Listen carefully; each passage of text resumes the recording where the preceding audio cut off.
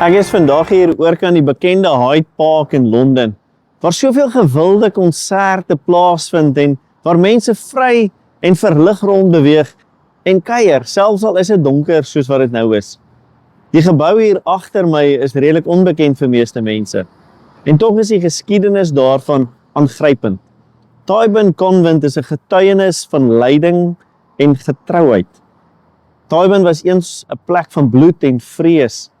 Dit was 'n plek waar Christene, insluitende soveel martelare, hulle lewens gegee het vir hulle geloof.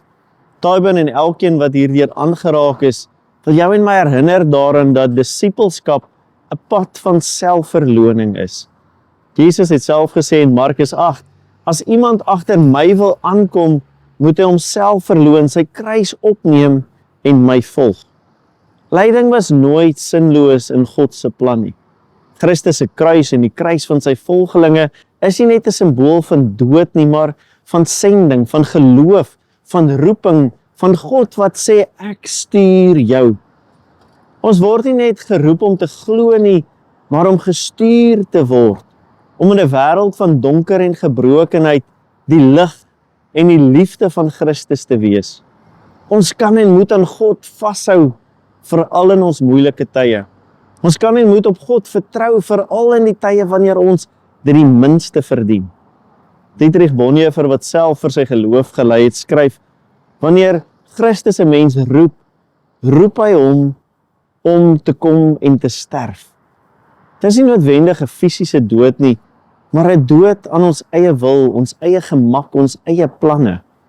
Soos Jesus deur sy lyding die wêreld verlos het, word jy en ek gestuur om sy liefde en genade te leef, selfs in lyding, wanneer dit jou en my iets kos.